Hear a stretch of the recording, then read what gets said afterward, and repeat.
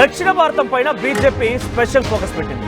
ఇప్పటికే నార్త్ ఇండియాలో తమదైన సత్తా చాటుతూ హిందుత్వం అనే ఎజెండాతో చాలా భయంగా, చాలా ఒక భీకరంగా ముందుకు వెళ్తోంది. ఏ ఎన్నికలు చూసినా కూడా ప్రతిపక్షాలకు భయం పుట్టిస్తూ తమదైన సత్తా చాటుతోంది బీజేపీ. కానీ దక్షిణాది రాష్ట్రాల్లో తమిళనాడు, కేరళ, ఆంధ్రప్రదేశ్, తెలంగాణ రాష్ట్రాల్లో మాత్రం కొంత బీజేపీ అనుకున్న స్థాయి లక్ష్యాన్ని సాధించలేకపోతోంది. కొన్ని సందర్భాల్లో అయితే తమకు వ్యతిరేకంగా అనేక రిజల్ట్స్ వస్తున్నాయి. ఏకంగా పార్టీలో కూడా చాలా మంది బయటికి వెళ్ళిపోతున్న పరిస్థితి. ఇంకా కేరళ, తమిళనాడు సంగతి ఉంచితే తెలుగు రాష్ట్రాల్లో తెలంగాణ, ఆంధ్రప్రదేశ్లో అయితే అనుకున్న స్థాయిలో లక్ష్యాన్ని చేరలేకపోతుంది. కొద్ది గొప్ప మొన్న ఆంధ్రప్రదేశ్లో కొన్ని ఎన్నికల్లో విజయం సాధించినప్పటికీ అనుకున్న లక్ష్యాన్ని చేయడంలో కొంత విఫలయత్నం సాధించింది. ఇక తెలంగాణ విషయానికి వస్తే ఏదో చేద్దాం అనుకొని ఇంకేదో అయినట్టుగా అయిపోయిన పరిస్థితి. సో అయితే దక్షిణాది రాష్ట్రాల్లో పాగా వేసేందుకు పక్కా ప్లాన్ చేస్తోందట బీజేపీ. అందులో భాగంగానే పవన్ కళ్యాణ్ రంగంలోకి దింపి మోదీ, అమిత్ షా పవన్ కళ్యాణ్ చేత సౌత్ ఇండియా మొత్తాన్ని కూడా తమ చేతిలో చిక్కించుకునేటువంటి ఒక ప్లాన్ని చేస్తున్నారట. హైందవ ధర్మ పరిరక్షణ పేరుతో పవన్ కళ్యాణ్ టూర్ ప్లాన్ చేయబోతున్నారట. ఏపీ, తమిళనాడు, కేరళ రాష్ట్రాల్లో బీజేపీ బలపడేలా ఈ టూర్తో స్కెచ్ వేయబోతున్నారట. ద్రవిడ సంస్కృతిని ఎదుర్కొనేలా పవన్ని ముందు పెట్టి రాజకీయం చేయాలని మోదీ, అమిత్ షా ప్లాన్ చేస్తున్నారు. ఇక ఇప్పటికే సనాతన ధర్మం ఫార్ములాతో పవన్ కళ్యాణ్ సక్సెస్ కూడా అయినట్టుగా వారు భావించి, ఆయన సక్సెస్ అయ్యారా లేదనేది ప్రజలు నిర్ణయించాలి. కానీ బీజేపీ పార్టీ ఆయన సక్సెస్ అయ్యారని భావించి ఆయన చేత ఒక టూర్ ప్లాన్ చేయించి ఆ టూర్ ఆధారితంగా సౌత్ ఇండియాని మొత్తం కూడా తమ చేజిక్కించుకునేటువంటి ప్రయత్నం బీజేపీ చేయబోతుందట. ఒకసారి మాట్లాడదాం. మనతో పాటుగా ప్రతినిధి సీనియర్ జర్నలిస్ట్ కృష్ణమోహన్ అందుబాటులో ఉన్నారు. ఎస్ కృష్ణమోహన్, ఏంటి పవన్ కళ్యాణ్ ఇప్పటికే డిప్యూటీ సీఎంగా బాధ్యతలు నిర్వర్తిస్తున్నారు, ఎన్డీఏ కూటమిలో కీలకంగా ఉన్నారు, కొన్ని రాష్ట్రాల్లో ఎన్నికల ప్రచారం కోసం కూడా ఆయన సేవలు వినియోగించుకుంది బీజేపీ. కానీ ఏకంగా సౌత్ ఇండియా మొత్తానికి పవన్ కళ్యాణ్ ఐకాన్గా చేయడం అంటే సాధ్యమవుతుందా? అది ఏ మేర బీజేపీ నిజంగానే ఈ యొక్క ఫార్ములాను ఇంప్లిమెంట్ చేయబోతోంది? మనోజ్, మొత్తం మీద అయితే పవన్ కళ్యాణ్ ఆంధ్రప్రదేశ్ ఎన్నికల 2024లో జరిగిన ఎన్నికల సందర్భంగా ఆంధ్రప్రదేశ్లో తన ప్రభావాన్ని అయితే చూపించారో అనేది ఖచ్చితంగా మనం చెప్పుకోవాల్సిందే. అయితే జనసేన, బీజేపీ ఉమ్మడి అజెండాతోనే ఆ కూటమి ప్రభుత్వం ఈరోజు అధికారంలోకి వచ్చింది అనేది ప్రతి ఒక్కరూ మాట్లాడుకుంటున్న పరిస్థితిగానే చూస్తున్నాం.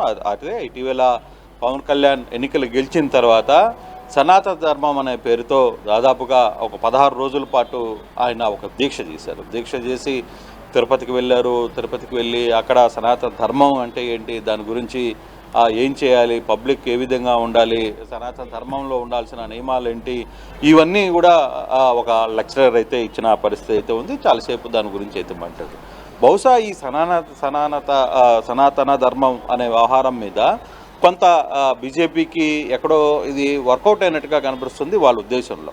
సో వాళ్ళు చాలా క్లియర్గా పవన్ కళ్యాణ్ని ఏదైతే సనాతన ధర్మం గురించి మాట్లాడారో అదేవిధంగా హైందవ ధర్మం పేరు మీదట మొత్తం ఇండియా మొత్తం కూడా ప్రధానంగా ఏదైతే దక్షిణాది రాష్ట్రాలు కొంత వీక్గా ఉందో అక్కడ తిప్పితే ఎలా ఉంటుంది అనే ఒక ఆలోచన బీజేపీకి కలిగినట్టుగానే కొంత సమాచారం అయితే ఉంటుంది. అందుకే పవన్ కళ్యాణ్ని ముందు పెట్టి వ్యవహారాన్ని బీజేపీ నడపాలి. హైందవ ధర్మ పరిరక్షణ సమితి అనే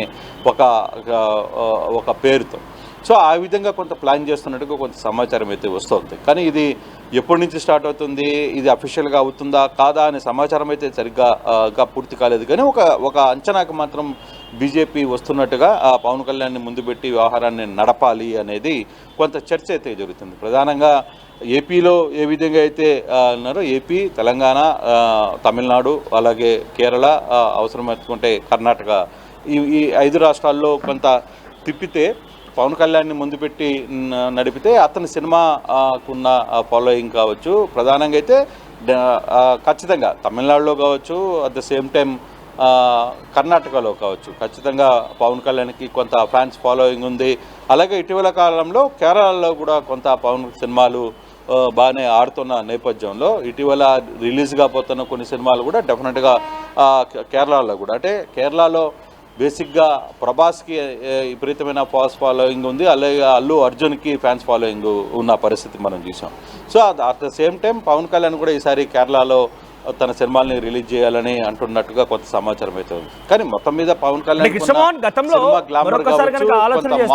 జనసేన పార్టీగా ఆంధ్రప్రదేశ్ లో 2 సార్లు అయినా ఒకసారి పొత్తులో ఇంకోసారి ఒంటరిగా తర్వాత మళ్ళీ మొన్న పొత్తులో పోటీ చేస్తే కానీ అక్కడ అనుకున్న స్థాయి లక్ష్యాన్ని సాధించలేకపోయారు. చాలా 10 ఏళ్ల పాటుగా నిర్విరామమైనటువంటి పోరాటం చేస్తేనే అక్కడ సాధించగలిగారు. అదే స్థాయిలో జనసేన తెలంగాణలో కూడా ఉంది. తెలుగు రాష్ట్రాలకు సంబంధించి ఇంకొక రాష్ట్రం ఇది. సో తెలంగాణలో పోటీ చేస్తే ఇటీవల కాలం 2023 అసెంబ్లీ ఎన్నికల్లో 8 స్థానాల్లో పోటీ చేస్తే ఒక్క దగ్గర ఒక కనీసం డిపాజిట్ దక్కిన దాఖలాలు కూడా లేవు. అటు తమిళనాడులో, కేరళలో, ఇంక ఇతర రాష్ట్రాలు, సౌత్ ఇండియాకి సంబంధించి ఇంకా రాష్ట్రాల్లో చూస్తే కనుక ఆయన ప్రభావం ఏమాత్రం ఉండబోతుంది. ఎందుకంటే పాన్ ఇండియా లెవెల్లో పెద్దగా ఆడినటువంటి సినిమాలు కూడా సరిగ్గా లేవు. సో ఈయన కేవలం సంస్కృతి లేదంటే సనాతన ధర్మాన్ని ఉద్దేశించి దాన్ని ప్రొపగెండాగా దాని యొక్క ఉద్దేశంగానే వెళ్ళే అవకాశం ఉంది. ఆల్రెడీ ఫేమ్ ఉంది, ఆల్రెడీ నేమ్ ఉంది కాబట్టి ఆయన ఉపయోగించుకుందాం మనకు ఆలోచన పవన్ కళ్యాణ్ పైన వస్తుందా, లేదంటే కేవలం హైందవ ధర్మం, సనాతన ధర్మం అనే ఉద్దేశంతో వెళ్ళబోతున్నారా? అంటే మనం మీరు చెప్పింది 100% కరెక్ట్. ప్రధానంగా చూసుకుంటే పవన్ కళ్యాణ్కి ఆంధ్ర 2 తెలుగు రాష్ట్రాల్లో ఉన్న following different. At the same time Andhra ప్రజలకి పవన్ కళ్యాణ్ మీద ఉన్న ఆంధ్ర తెలుగు ప్రజలు ఎక్కడున్నా, 2 రాష్ట్రాల్లో తెలుగు ప్రజలు ఎక్కడున్నా పవన్ కళ్యాణ్కి ఆ మాస్ ఫాలోయింగ్ అయితే డెఫినెట్గా ఉంది, నో డౌట్ దాంట్లో.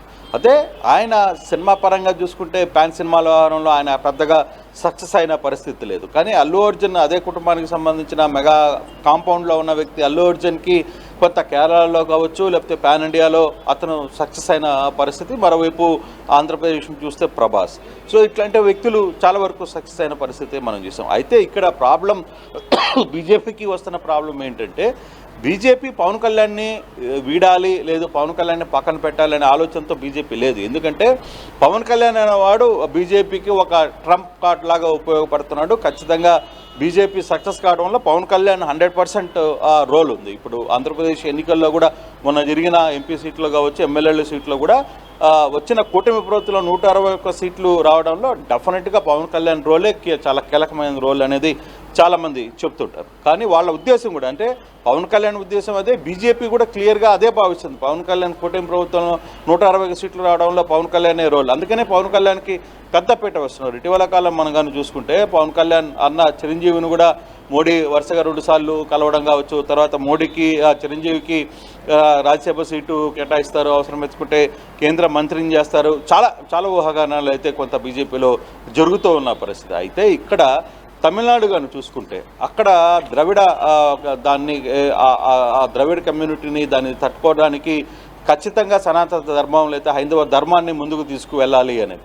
అయితే ఇక్కడ ప్రస్తుతానికి మనకు అర్థమవుతున్న సనాతన ధర్మం ఏదైతే ఆయన 15 రోజుల పాటు దీక్ష చేశాడో ఒక ఆంధ్రాలో చేశారో అది నిజంగానే సక్సెస్ అయిందా, నిజంగానే ఆ ఆహారంలో ఏ విధంగా ముందుకు వెళ్తుంది, ఆంధ్ర ప్రజలు దాన్ని యాక్సెప్ట్ చేశారా అనేది చూడాలి. అది ఎంతవరకు వర్కౌట్ అయింది అనే విషయం మీద డెఫినెట్గా ఆ విషయంలో బీజేపీ ఒక రకంగా ఆలోచిస్తుంది. బీజేపీ ఆలోచించేది అంటే ఇది బాగా వర్కౌట్ అయింది కాబట్టి మేము హైందవ ధర్మ పరిరక్షణ కమిటీ పేరు మీద ఆ నేపథ్యంలో పవన్ కళ్యాణ్ కొంచెం ముందుకు తిప్పుతామనేది. నిజంగా పవన్ కళ్యాణ్ గతంలో అంటే 2019 ఎన్నికల సమయంలో కూడా ఆయన మాట్లాడిన బీజేపీ మీద ఆయన చేసిన విమర్శలు కావచ్చు, ఆయన మాట్లాడిన వివిధ సందర్భాలు కావచ్చు, తనకు కులం లేదు, మతం లేదు, తర్వాత తాను వేరే కులానికి సంబంధించిన వ్యక్తులను నేను క్రిస్టియన్స్ చదువుతాను, నా పిల్లలు క్రిస్టియన్ బుక్స్ చదువుతారు, ఇట్లా చాలా వివిధ కోణాల్లో వివిధ రకాలుగా మాట్లాడిన సందర్భాలు పవన్ కళ్యాణ్ని మనం మర్చిపోకూడదు. సో అటువంటి సందర్భంలో ఇప్పుడు కొత్తగా సనాతన ధర్మం తీసుకొని వస్తాను, నేను హైందవ ధర్మం మీద నేను ముందుకు వెళ్తాను అని చెప్పి ఆయన మళ్ళీ ఆ కార్డుని యూటర్న్ చేసుకుని మళ్ళీ ఒక లైన్ మీదకి వచ్చిన వల్ల పబ్లిక్ కొంత ఎంతవరకు రిసీవ్ చేసుకుంటారో కూడా మనం చూడాలి మనోజ్. అయితే ఇప్పుడు బీజేపీకి ప్రధానంగా ఒక ట్రంప్ కార్డు కావాలి. సో ఆ యాంగిల్లో బీజేపీకి ట్రంప్ కార్డు ఇచ్చే వ్యవహారంలో పవన్ కళ్యాణ్ డెఫినెట్గా ఉపయోగపడతాడు. అతనికి ఆంధ్ర 2 తెలుగు రాష్ట్రాల్లో కొంత ఫాలోయింగ్ కావచ్చు, లేకపోతే అతనుకున్న మాస్ క్యాపబిలిటీ కావచ్చు. రెండవది తమిళనాడులో ఆంధ్ర పీపుల్కి కావచ్చు, తమిళనాడులో కొంత పవన్ కళ్యాణ్ ఇష్టపడే వాళ్ళు ఉన్నారు. ఇప్పుడు కేరళ అలాగే కర్ణాటకలో కూడా పవన్ కళ్యాణ్ అంటే ఇష్టపడే వాళ్ళు చాలామంది ఉన్న నేపథ్యం, కన్నడిగులు కూడా. అయితే ఈ 3 రాష్ట్రాల్లో బీజేపీ తిరిగి పాగా వేయాలి అనేది బలంగా చూస్తోంది. ప్రధానంగా వాళ్ళకి తెలంగాణ మీద గట్టిగా ఫోకస్ చేస్తున్నారు. ఎందుకంటే రాబోయే రోజుల్లో ఎలక్షన్స్ కర్ణాటక మీద ఫోకస్ చేస్తున్న పరిస్థితి, తమిళనాడు మీద ఫోకస్ చేస్తున్న పరిస్థితి. కాబట్టి ఈ 3 రాష్ట్రాల్లో కేరళ మీద, సో ఈ 4 రాష్ట్రాలకు సంబంధించిన వ్యవహారంలో పవన్ కళ్యాణ్ని ఎంతవరకు మనం వాడుకోగలం. అయితే ఈ వాడుకునే నేపథ్యంలో ఎక్కడో ఒక దగ్గర ఒక కార్డు వాడాలి, ఏదో ఒక ట్రంప్ కార్డు వాడాలి. ఆ కార్డుని వాడే నేపథ్యంలోనే హైందవ ధర్మ పరిరక్షణ అనే ఒక పేరు మీద పవన్ కళ్యాణ్ని వాడాలనే ఒక ప్రయత్నం బీజేపీ ఆలోచిస్తుందో అనేది. కానీ ఇప్పటి వరకు ఈ సందర్భంగా ఈ వ్యవహారంలో ఇది నిజంగానే జరుగుతుంది, లేదు ఈ విధంగా రూట్ మ్యాప్ రెడీ చేస్తున్నాం, లేదు ఈ విధంగా ముందుకు వెళ్తారనే అఫీషియల్ అనౌన్స్మెంట్ ఎక్కడా లేదు. కాకపోతే కొంత ఇంటర్నల్గా కొంతమంది మాట్లాడుకుంటున్న సబ్జెక్ట్ తప్పితే దీని మీద పూర్తి స్థాయిగా డీటెయిల్స్ లేవు, పూర్తి స్థాయిగా వ్యవహారం. ఇది కొంత చర్చ అయితే జరుగుతున్న పరిస్థితి. చూడాలి అంటే ఈ వ్యవహారం మీద మనం ఎంతవరకు దీంట్లో పవన్ కళ్యాణ్ ముందుకు వెళ్తారు, లేదు పవన్ కళ్యాణ్ ఆంధ్రప్రదేశ్కి పరిమితం అవుతారు. ఇప్పుడు ఆంధ్రప్రదేశ్లో కూడా కొంత చర్చ జరుగుతుంది. డిప్యూటీ సీఎం ఇంకో లోకేష్కి కావాలని ఒక చర్చ జరుగుతుంది. తెలుగుదేశం పవన్ కళ్యాణ్ జనసేన మధ్యలో కింద స్థాయి గ్రౌండ్లో ఎక్కడ ఇంకా సెట్ కాల నాయకుల మధ్య సయోధ్య ఉంది. పవన్ కళ్యాణ్ కంటే చంద్రబాబుకి అంత గౌరవం ఉంది. At the same time Pawan Kalyan కూడా చంద్రబాబు అంటే లోకేష్ అంటే అదే గౌరవం చూపిస్తున్నారు. బట్ ఆ మధ్యలో ఉన్న కింద క్యాడర్ ఇంకా సెట్ అయిన పరిస్థితులు, ఇంకా కొంత వాళ్ళ మధ్య గ్యాప్ నడుస్తున్న నేపథ్యం మనం చూస్తున్నాం. సో ఇవన్నీ సందర్భాల్లో ఆయన మళ్ళీ ఇక్కడ కాకుండా మిగతా రాష్ట్రాలకు వెళ్ళి అక్కడ తను ఎంతవరకు వర్కౌట్ చేయాలి. బహుశా డెఫినెట్ మహారాష్ట్ర ఎన్నికల్లో డెఫినెట్గా ఆయన కొత్త ప్రభావం చూపించారు. ఆయన తిరిగిన 2 ప్లేసులు కూడా అక్కడ మహారాష్ట్రలో బీజేపీ గెలిచిన పరిస్థితి ఉంది. బట్ ఇవన్నీ పక్కన పెడితే ఎంతవరకు ఈ వ్యవహారం ముందుకి 4 రాష్ట్రాల్లో వర్కౌట్ అవుతుంది అనేది వేచి చూడాల్సిన పరిస్థితి అయితే ఉంది. ప్రస్తుతానికైతే ఒక చర్చ మాత్రమే ఇది, ఇంకా అఫీషియల్గా ఎక్కడ డిసైడ్మెంట్ జరగలేదు. Right, thank you Krishnamohan, thank you for the updates. మొత్తం మీద ఏదేమైనా కూడా మొదటి నుంచి బీజేపీ పార్టీకి నార్త్ ఇండియాలో చాలా మంచి పట్టు అయితే ఉంది. మనం చూస్తే 2019 తర్వాత ఏ ఎన్నిక జరిగినా కూడా బీజేపీకి తిరుగులేదనే విధంగా కనిపించింది. అది మున్సిపల్ ఎన్నికలైనా, పంచాయతీ ఎన్నికలైనా, ఎంపీ ఎన్నికలైనా, అసెంబ్లీ ఎన్నికలైనా, ఏ ఎన్నికల్లో కూడా తిరుగులేని శక్తిగా బీజేపీ పెరుగుతూ వచ్చింది. నార్త్ ఇండియాలో ఎట్టి పరిస్థితుల్లో కూడా బీజేపీ చాలా పెద్ద ప్రభావం చూపించగలుగుతోంది. సింగిల్ లార్జెస్ట్ పార్టీగా అన్ని విజయాలు సాధిస్తూ వస్తోంది. కానీ సౌత్ ఇండియా విషయానికి వస్తే కనీసం ఆ పార్టీకి కొన్ని సందర్భాల్లో కొన్ని రాష్ట్రాల్లో అయితే క్యాడర్ కూడా లేని పరిస్థితి. అటువంటి రాష్ట్రాల్లో సౌత్ ఇండియాలో పవన్ కళ్యాణ్ని ఒక అజాత శక్తిగా భావించి పవన్ కళ్యాణ్ సేవలు వినియోగించి సౌత్ ఇండియాలో పాగా వేసి సౌత్ ఇండియాలో సనాతన ధర్మం పేరుతో ఒక టూర్ ప్లాన్ చేసి పవన్ కళ్యాణ్ చేత బీజేపీ కొంత సౌత్ ఇండియన్ చేజిక్కించుకునేటువంటి ప్రయత్నం ఏదో చేయబోతున్న ఒక చర్చ అయితే ప్రారంభమైంది. ప్రస్తుతం ఇంకా చర్చల దశలోనే ఉంది. మరి ఇది నిజంగా సాధ్యమవుతుందా లేదా అని చూడాల్సిన అవసరం అయితే ఉంది. సో పవన్ కళ్యాణ్ చేత నిజంగానే సౌత్ ఇండియా మొత్తం ఇన్ఫ్లుయెన్స్ చేసి బీజేపీ వైపుగా తిప్పే శక్తి సామర్థ్యం పవన్ కళ్యాణ్ దగ్గర ఉన్నా మీరేమనుకుంటున్నారు? పవన్ కళ్యాణ్ దగ్గర అంతటి సామర్థ్యం ఉందనుకుంటే కనుక మీ అభిప్రాయాన్ని కామెంట్ రూపంలో తెలియజేసే ప్రయత్నం చేయండి. ఆర్టీవీ యాప్ వార్తల్ని క్షణాల్లో చదివే అవకాశం ఉంటుంది. ఒక న్యూస్ పేపర్, ఒక టెలివిజన్ ఛానల్ మీ చేతుల్లో ఎప్పుడూ ఉంటాయి.